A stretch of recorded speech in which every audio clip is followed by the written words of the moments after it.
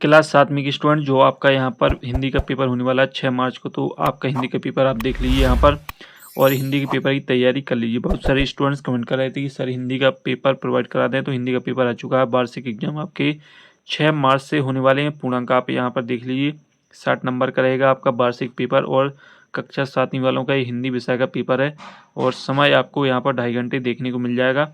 साथ ही जो student channel पर नए हैं वो चैनल को सब्सक्राइब, वीडियो को लाइक जरूर कीजिएगा। तो चलो देख लेते हैं पेपर। बहुविकल्पी प्रश्न रहेंगे 1 से 5 तक और यहाँ पर निर्देश देख लीजिए। प्रश्न को आपको पढ़ना है और उनकी आंसर देना है।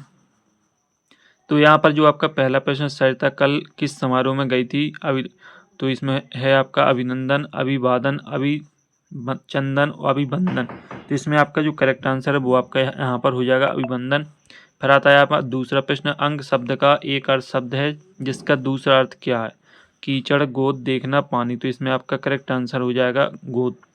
इसके बाद है आपका तीसरा, सुभाष चंद्र बोस ने किस मित्र को पत्र लिखा था? लोकमान्य तिलक, केलकर को, सोना को, महात्मा गांधी को। तो इसमें आपका महात्मा गांधी करेक्ट आंसर हो जाएगा। फिर आता है आपका यहाँ पर चौथा, गणगौर नृत्य मध्य प्रदेश राज्य के किस अंचल का पारंपरिक नृत्य है?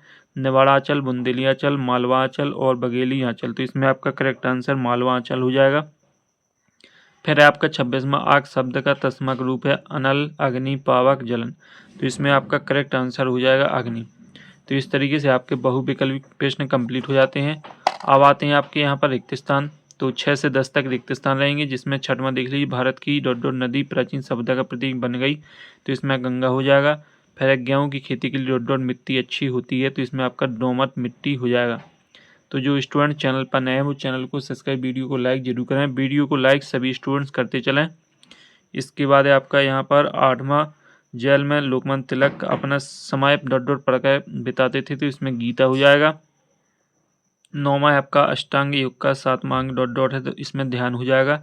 10वां, घी शब्द का तत्समक रूप, तो इसमें घृत हो जाएगा। तो इस तरीके से आपके रिक्त स्थान कंप्लीट हो जाते हैं। अब आते हैं आपके अति लघु उत्तरीय प्रश्न। 11 से 16 तक आपके अति लघु उत्तरीय प्रश्न रहेंगे। यहाँ पर आप देख सकते हैं 11वां प्रश्न, मध्य प्रदेश में झीलों की नगरी किसे कहा जाता है? तो इनके जो सॉल्यूशन है वो भी हम आपको बताएंगे। वो आपको इनके आंसर वीडियो के एंड में बताए जाएंगे। पहले आप प्रश्न को यहाँ पर देख लीजिए, नोट कर लीजिए। 12वां आपका निम्नलिखित शब्दों का वाक्य प्रयोग कीजिए। उद्यान और स्वार्थी, इसमें आपको वाक्य में प्रयोग करना है। 13वां है सदा किसकी वजह होती है? ये आपको बताना है। 14वां, कौन से रोग से पीड़ित व्यक्ति में हस्ती का प्रारंभ नहीं करना चाहिए? फिर आता है आपका यहाँ पर 15वां, बेगांव में कौन सी शिल्पकला का प्रचलन है? और 16वां है आपका बालकृष्ण शर्मा नवीन के काव्य में किसका प्रभाव दिखाई देता है? तो इस तरीके से आपके 11 से 16 तक के प्रश्न हो जाते हैं कंप्लीट और ये सभी प्रश्न आपके 2-2 नंबर के रहेंगे। फिर आता है यहाँ पर आपके यहाँ पर देख लीजिए लघु उत्तरीय प्रश्न 17 से 22 तक रहेंगे, देख लीजिए। और प्रश्न 17वां रहेगा, नेहरू जी ने सुबह और शाम के समय गंगा का मनोहारी चित्रण किस प्रकार किया? और ये आपके 3 नंबर के प्रश्न रहेंगे। 18वां, मैं और भी दूं कविता में कवि क्षमा याचना क्यों कर रहा है? 19वां, महाराजा अग्रसेन ने राज्य में किस परिपाटी का चलन प्रारंभ किया था? इसके बाद जो अगले प्रश्न और भी हैं वो भी आप यहाँ पर देख लीजिए। 20वां, अपनी बहन की शादी में सम्मिलित होने के लिए अपनी स्कूल के प्राध्यापक से 3 दिन की छुट्टी प्राप्त करने के लिए आवेदन पत्र लिखिए। और इसके बाद 21वां, गोमुख आसन का यह नाम गोमुखासन क्यों पड़ा?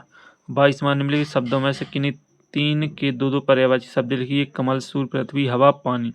और ये आपके 3-3 नंबर के प्रश्न रहेंगे। सॉल्यूशन आपको दिया जाएगा। पहले आप प्रश्न को देख लीजिए। फिर आता है दीर्घ उत्तरीय प्रश्न 23 से 16 तक। यहाँ पर 23वां, मध्य प्रदेश को लघु भारत क्यों कहते हैं? 24वां, बलराम कृष्ण को क्या कहकर चढ़ाते थे? इसके बाद जो 25वां वो भी आप यहाँ पर देख लीजिए, नीचे गद्यांश दिया जाएगा। इस गद्यांश को आपको पढ़ना है और इसमें जो इसके अंतर्गत 3 प्रश्न वो आप यहाँ पर देख लीजिए। इन प्रश्नों के आपको आंसर देना पड़ेंगे। इसके बाद है आपका 26वां, निम्नलिखित में से किसी एक विषय पर निम्न लिखिए। कोई महापुरुष, मेरी प्रिय पुस्तक, मेरा विद्यालय। तो इस 3 में से किसी एक पर आप निबंध भी लिख सकते हैं। तो स्टूडेंट्स इनकी जो सॉल्यूशन है चलो देख लेते हैं इनकी सॉल्यूशन किस तरीके से आपके सॉल्यूशन रहेंगी। स्टूडेंट्स ये रहा आपका 11वें प्रश्न का सॉल्यूशन, यहाँ पर देख लीजिए। 11वां प्रश्न का जो सॉल्यूशन रहेगा वो आप यहाँ पर पढ़ लीजिए। मध्य प्रदेश में झीलों की नगरी भोपाल को कहा जाता है। इसके बाद आता है यहाँ पर 12वां प्रश्न। 12वां प्रश्न का जो सॉल्यूशन है वो आप यहाँ पर देख लीजिए। उद्यान का आपको वाक्य में प्रयोग करना है। बच्चे शाम को खेलने के लिए उद्यान में जाते हैं। स्वार्थी का हो जाएगा, केवल अपने लाभ के बारे में सोचने वाला व्यक्ति स्वार्थी कहलाता है।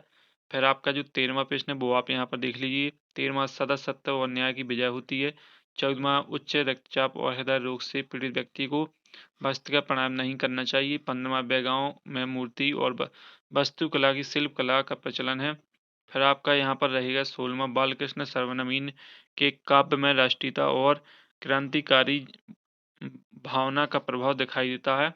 फिर आपका यहाँ पर 7वां प्रश्न देख लीजिए। यहाँ पर जो इसका सॉल्यूशन है 7वें प्रश्न का, नेहरू जी ने सुबह और शाम के समय गंगा का मनोहारी चित्रण किस प्रकार किया, तो इसे आप पढ़िएगा। नेहरू जी ने गंगा को भारत की संस्कृति और परंपरा का प्रतीक बताया। उन्होंने सुबह के समय गंगा को स्वर्णिम किरणों से चमकती और शीतल निर्मल धाराओं से बहती बताया, जबकि संध्या समय उनकी लहरों पर पड़ती सूर्यास्त की ललमा को आकर्षण बताया।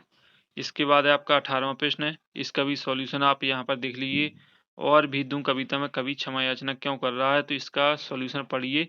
और भी दूं कविता में कवि स्वयं को दानी और उदार मानते हुए यह स्वीकार करता है कि उसने अपने पास से बहुत कुछ दिया, फिर भी वह पूर्णतः संतुष्ट नहीं है। इसलिए वह ईश्वर से प्रार्थना करता है कि उसे और देने की शक्ति मिले, और अपने किए गए दान के लिए वह क्षमा भी मांगता है। इसके बाद है आपका 19वें प्रश्न का सॉल्यूशन देख लीजिए। महाराजा अग्रसेन ने राज्य में किस परिपाटी का चलन प्रारंभ किया, ये रहेगा आपका 20वें प्रश्न का सॉल्यूशन देख लीजिए अच्छे तरीके से।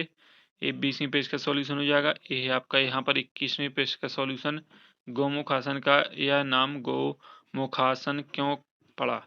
इसके बाद है आपका यहाँ पर 22वां प्रश्न, पर्यायवाची शब्द बताए गए हैं इसमें। कमल का हो जाएगा पंकज सरोज, सूर्य का हो जाएगा रवि भास्कर, और यहाँ पर पृथ्वी का हो जाएगा धरा वसुंधरा, हवा पानी समीर हो जाएगा, पानी का जल नीर हो जाएगा। इसके बाद आता है आपका यहाँ पर 23वें प्रश्न का सॉल्यूशन देख लीजिए, मध्य भारत को लघु भारत क्यों कहते हैं। और ये है आपका 24वें प्रश्न का सॉल्यूशन। ये आपका 25वें प्रश्न का सॉल्यूशन हो जाएगा। ये है आपका 26वें प्रश्न का सॉल्यूशन। तो इस तरीके से सॉल्यूशन हो जाते हैं कंप्लीट, और साथ ही आपका आदर्श प्रश्न पत्र भी कंप्लीट हो जाता है। तो स्टूडेंट्स अगले वीडियो में फिर मिलते हैं नए टॉपिक के साथ, तब तक के लिए जय हिंद, वंदे मातरम। ऊपर ते नीचे का क्या बोले न बबू, थोड़ा के पाछे नाचे सबूत, मस्ती में जावे कैलाश कूद, थोड़ा बाजे डम डम डम डम रू, पकड़ बम बम बम बम बम बम बम बम।